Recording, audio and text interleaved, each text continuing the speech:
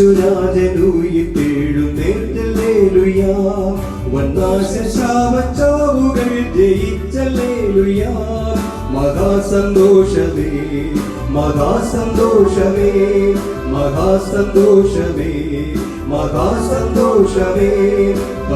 പരസുതനേശുനാഥനെ വാട്ടിപ്പാടുവിൻ, ജയഗീതം പാടുവിൻ, ജയഗീതം പാടുവിൻ. പകലോനുദിച്ചുരുളോടി ഒളിച്ചിനാവന്നിടുവിൻ. മഹാസന്തോഷമേ മഹാസന്തോഷമേ മഹാസന്തോഷമേ മഹാസന്തോഷമേ.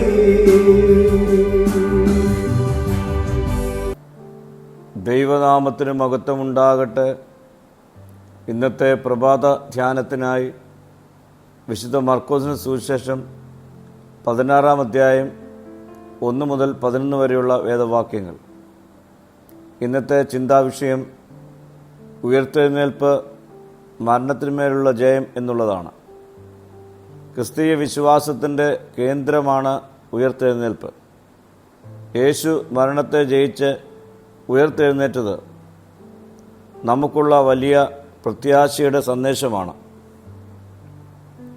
കല്ലറയ്ക്കലേക്ക് സുഗന്ധവർഗം പൂശുവാൻ പോയ സ്ത്രീകളുടെ മുൻപിൽ ഉയർന്ന ചോദ്യമായിരുന്നു, കല്ലറയുടെ മുൻപിൽ നിന്ന് ആര് കല്ല് ഉരുട്ടി മാറ്റും? എന്നാൽ സ്ത്രീകൾ കല്ലറയ്ക്കലെത്തിയപ്പോൾ കണ്ട അത്ഭുതം കല്ല് ആരോ ഉരുട്ടി മാറ്റിയിരിക്കുന്നു എന്നുള്ളതാണ്. മനുഷ്യന് അസാധ്യമെന്നാൽ ദൈവത്തിന് സാധ്യമാണ്. കല്ലറയിലെത്തിയ സ്ത്രീകളോട് ദൂതൻ പറയുന്നത്, നിങ്ങൾ ക്രൂശിക്കപ്പെട്ട യേശുവിനെ അന്വേഷിക്കുന്നതെന്തിന്? അവനിവിടെയില്ല, അവൻ ഉയർത്തെഴുന്നേറ്റിരിക്കുന്നു. ഇത് ക്രിസ്തീയ വിശ്വാസത്തിൻ്റെ കേന്ദ്ര സന്ദേശമാണ്. യേശുവിൻ്റെ ഉയർത്തെഴുന്നേൽപ്പ് നൽകുന്ന സന്ദേശം മരണം ഒരു അവസാനമല്ല എന്നുള്ളതാണ്. എന്താണ് യേശുവിൻ്റെ ഉയർത്തെഴുന്നേൽപ്പ് നമുക്ക് നൽകുന്ന സന്ദേശം? 1, പാപത്തിന്മേലുള്ള വിജയമാണ്. 2, മരണത്തിന്മേലുള്ള വിജയം. 3, വിശ്വാസികൾക്കുള്ള പ്രത്യാശ. പ്രിയരെ, ഉയർത്തെഴുന്നേൽപ്പിൻ്റെ വാർത്ത മറച്ചുവെക്കേണ്ടതല്ല, ലോകത്തോട് പ്രഖ്യാപിക്കപ്പെടേണ്ടതാണ്.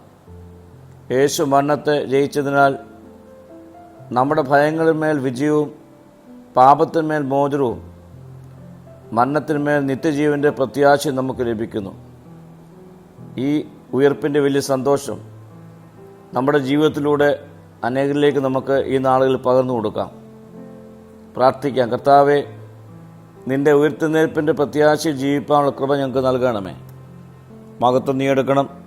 യേശുവിൻ്റെ നാമത്തിൽ തന്നെ. ആമീൻ.